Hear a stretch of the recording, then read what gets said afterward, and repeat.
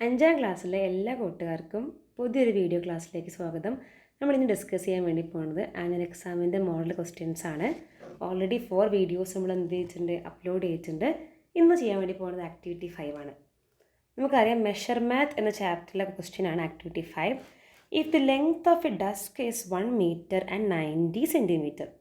ഒരു ഡസ്കിന് നീളം എത്രയാണ്? 1 മീറ്ററും 90 സെൻറ്റിമീറ്ററുമാണ്. അങ്ങനെയാണെങ്കിൽ ഈ question write the length of the desk as a fraction.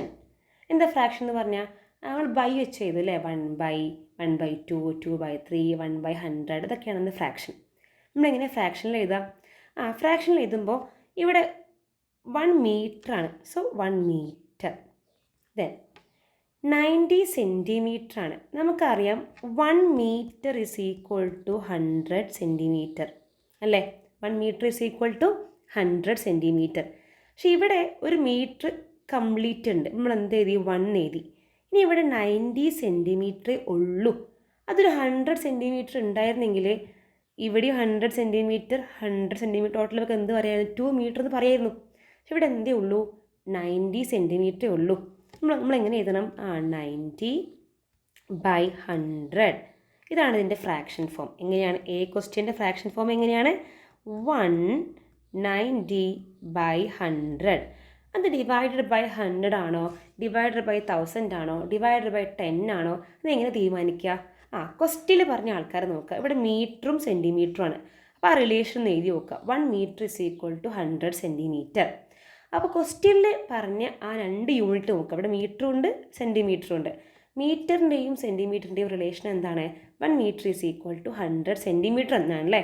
അപ്പോൾ ആ റിലേഷൻ വെച്ച് നോക്കിയിട്ട് വേണം ഡിവൈഡഡ് ബൈ 10 എടുക്കണോ, 100 വേണോ, 1000 വേണോ എന്നൊക്കെ തീരുമാനിക്കാൻ. ഓക്കെ, സോ ഫസ്റ്റ് ക്വസ്റ്റ്യൻ്റെ answer 190/100. Then write the length of the desk in metre. നമുക്ക് മീറ്ററിൽ എഴുതണം. നമ്മളെങ്ങനെ എഴുതാം? ഇതെന്ന് പറഞ്ഞാൽ 1 മീറ്ററും 90 സെൻറ്റിമീറ്ററുമാണ്. നമുക്ക് എങ്ങനെ എഴുതാം? 1.90 മീറ്റർ. 1.90 മീറ്റർ. ഈ ക്വസ്റ്റ്യൻ തന്നെ നമുക്ക് ഇങ്ങനെ ചോദിക്കാൻ വേണമെങ്കിൽ write the length of the desk in decimal form അല്ലേ? Write the length of the desk in decimal form. ഇങ്ങനെയൊക്കെ ചോദിക്കണമെങ്കിൽ ഇങ്ങനെ പറഞ്ഞാൽ മതി. 1.90 മീറ്റർ എന്ന് പറഞ്ഞാൽ മതി. അപ്പോൾ ഡെസിമൽ ഫോം എന്ന് പറഞ്ഞാൽ ഇതുപോലെ തന്നെയാണ്, പോയിന്റ് ഇട്ട് എഴുതുകയാണ്. ഓക്കെ, സോ നമ്മുടെ ഫസ്റ്റ് ക്വസ്റ്റ്യൻ്റെ ആൻസർ പറഞ്ഞു, സെക്കൻഡും പറഞ്ഞു. ഇനി നോക്കാം തേർഡ് ക്വസ്റ്റ്യൻ.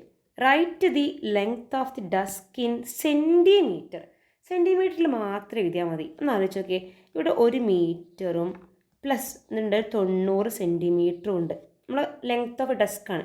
1 മീറ്റർ എന്ന് പറഞ്ഞാൽ 100 സെൻറ്റിമീറ്റർ ആണ്, പ്ലസ് 90 സെൻറ്റിമീറ്റർ. ടോട്ടൽ എത്ര ഉണ്ട്? 100 + 90 190 സെൻറ്റിമീറ്റർ ആയിരിക്കും നമ്മുടെ length of desk in centimetre. 190 centimetre.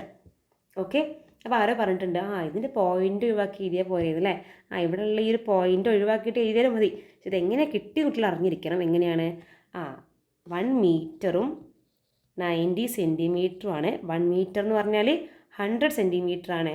അതിൻ്റെ കൂടെ 90 സെൻറ്റിമീറ്റർ കൂട്ടിക്കഴിഞ്ഞാൽ 100 + 90 190 സെൻറ്റിമീറ്റർ എന്ന് കിട്ടും. അപ്പോൾ ഇങ്ങനത്തെ ക്വസ്റ്റ്യൻ നമുക്ക് എന്ത് ചെയ്യണം? എക്സാം പ്രതീക്ഷിക്കാവുന്നതാണ്. മറന്നു പോകരുത്. തന്ന ലെങ്ത്ത് 1 മീറ്റർ ആവട്ടെ, സെൻറ്റിമീറ്റർ എന്താവട്ടെ, തന്ന ലെങ്ത്തിനെ ഫ്രാക്ഷനിലേക്ക് മാറ്റാൻ ചോദിക്കും.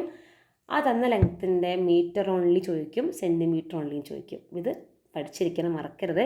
ഇനി ഒരു ജസ്റ്റ് ഇവിടെ പറഞ്ഞുകൊണ്ട് പറയാണ്. 1 centimetre is equal to 10 millimetre. പഠിച്ചു വയ്ക്കണം. 1 metre is equal to 100 centimetre. 1 kilogram is equal to 1000 gram. 1 litre is equal to 1000 millilitre. ഈ ഒരു 4 റിലേഷനും കൂടി എന്ത് ചെയ്യുക? അതിന് കൂടുതൽ പഠിച്ചു വയ്ക്കുക. All the best.